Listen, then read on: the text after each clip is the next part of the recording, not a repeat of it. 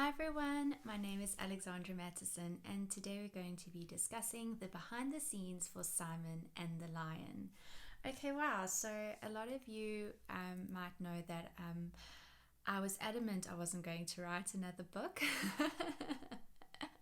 But sometimes what you want isn't what's actually meant to happen. So um, here we are. And sorry, I've had to change venue for my video just because we've got level 6 load shedding at the moment. So I can't get very good lighting in my lounge. When I was actually illustrating this book, I was also doing undergoing stage 6 load shedding, right? Well, not me, Eskom, really. And yeah, so it was also quite difficult drawing with, well, I had to just draw with natural light, and yeah, I had to move my desk wherever I could to get that natural light throughout the day. It was, yeah, I basically drew in the evenings when I had electricity, and then otherwise, most of my drawings I did on the weekend. As I said, using natural light. But yeah, so I started writing the story in August, actually, on the 18th of August. But I literally wrote in poetry, it's stanzas, but basically like 4 sentences of poetry, and then I stopped. And I only started writing again in September. The 5th and the 6th of September, I finished it. And originally I just wrote The Boy and the Lion, but I didn't know where I was kind of going with this at the time, and if this would end up being a book or if it would end up being more like a poetry art piece. And I don't know, some of you might remember I put a question up on my Instagram asking, must I write a book about a lion or a leopard, cheetah, wild dog? I think those are the options I put up.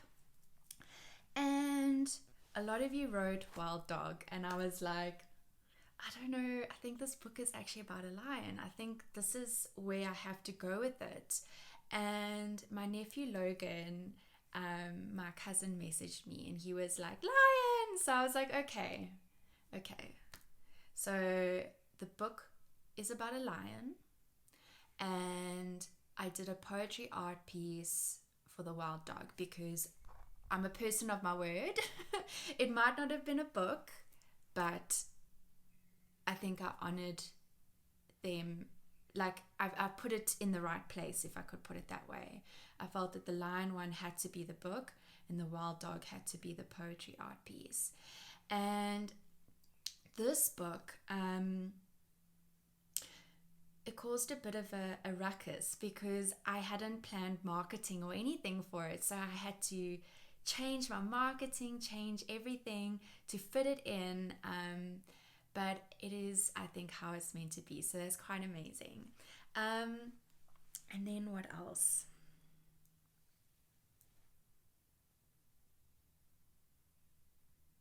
Maybe while we go through the drawings, because I went into a lot of detail in the drawings with my other books, because it was, I did videos for them last year and this year, so it's a bit of a weird one. So this book talks or brings into it all the other books and all the other characters, to kind of close off the series and just bring it to a full circle, if I can put it that way. And I know he's missing an ear, but that's because of symmetry and it works out in the main photo. But these are my sketches, my original sketches. This was done on the 7th of September. So you would know that these images, if you watched my other videos where I showed the original sketches, I had to redraw these, okay? So now I drew a lot of these characters in the beginning of the year of 2021, guys. So I had to, yeah. So some of them might not look similar, but these guys do. I just love how, yeah, and I had to draw them miniature. It wasn't like I could just copy. I literally had to redraw them. And then I mentioned, like, I just like how I pay tribute to all the other books and stuff.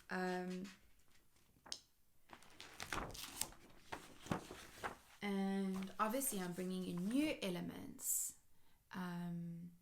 with regards to Simon and the lion's journey with Simon. So that's the original drawing of the lion, and you see it's got the smile and it's got the frown, and that's just because I needed this for 2 pictures, right? And then the tears, like, so it's obviously not in the happy one, but that was drawn on the 10th of September.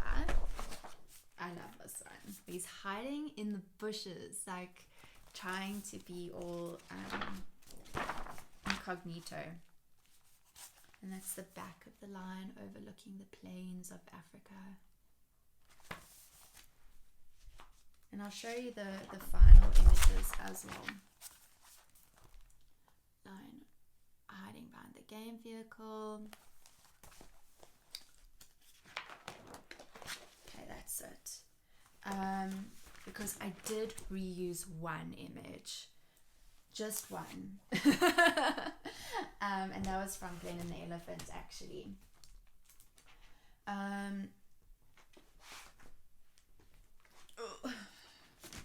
So let's just go through the final ones, if you can see that.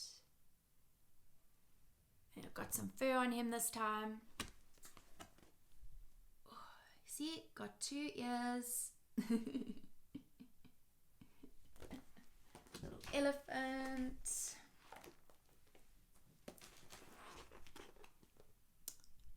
Lying behind the game vehicle and hiding in the bush.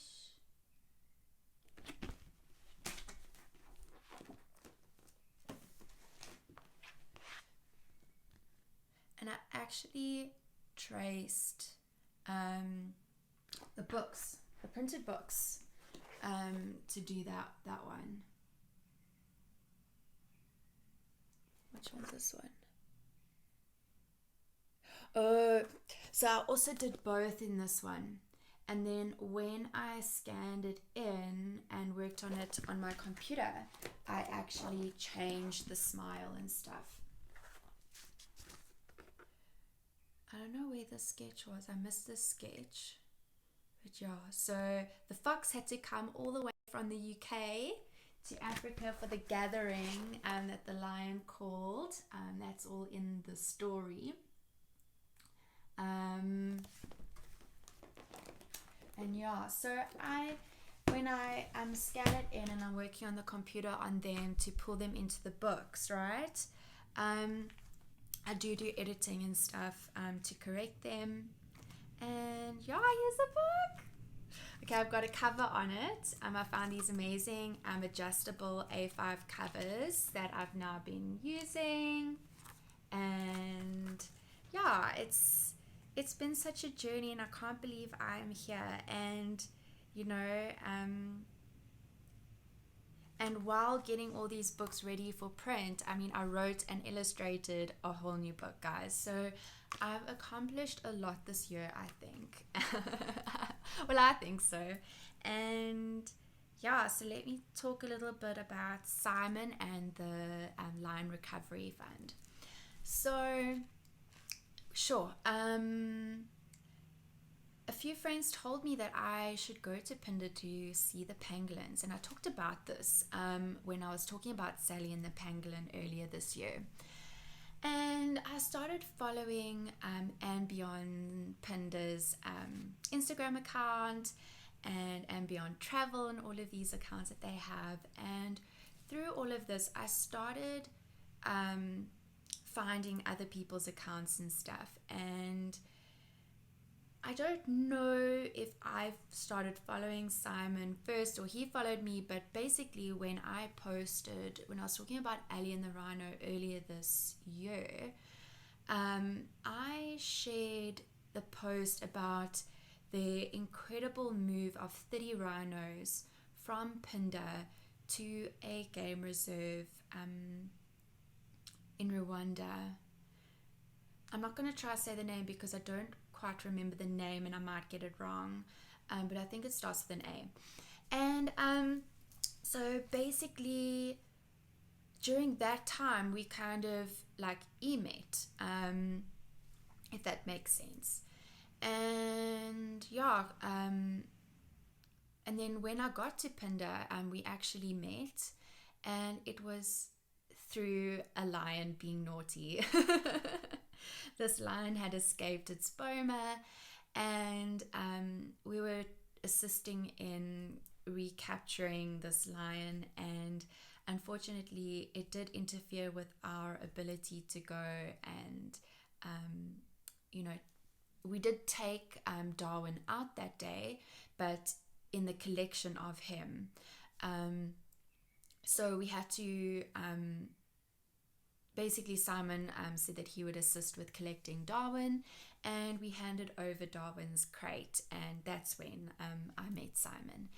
And yeah, I've been following all the work that he's been doing and all the work that's been going on with Phinda, and I found him to be quite inspirational. And when I was writing this book, it just kind of felt right. It was for me, I would like to match up the character in the book and all of these sorts of things, and it just all worked well together. And I think that he's an inspiration for a lot of people, and the character in the book I think will inspire a lot of people as well. And this book is a little bit different from the others, and I know I always say that about each of my books. But basically it's, I think some people, sorry about that, that is the garden services working in the estate. I think that a lot of people resonate with the lion or the symbolism of the lion, and this book and character in this book and the lion in this book kind of want to give you that little bit of a push to follow your inner lion, to go out and make a difference in this world, So yeah, and then lion recovery, oh my word. So I sneakily asked Simon who would he use, like I'd written this book, who should I really consider to donate the proceeds to? And he was like, Lion Recovery Fund, without a doubt. And I looked them up, and I just love it how their approach, like every cause has a different approach of how they are looking to secure and look after and conserve their specific species that they're focusing on.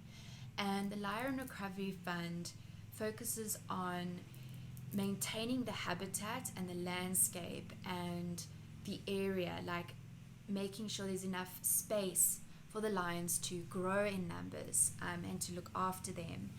And I think that that's amazing. And also just the whole thing about keeping wild lions wild, or at least that's how I see it, right? I think that that is so important, and especially after all the research I've done and finding out about how there are more canned lions in Africa and in the world than wild lions in the wild. And I think that that is a very sad thing and something to think about, guys. Lions are not pets. Lions are meant to be in the wild, and the cubs are meant to be with their moms in the wild. And yeah, so 20% of the proceeds from the sale of Simon and the Lion is going directly to the Lion Recovery Fund. Hope you're enjoying all my posts and everything that I'm doing for this time while discussing this book. Thank you so much, guys. Okay, bye.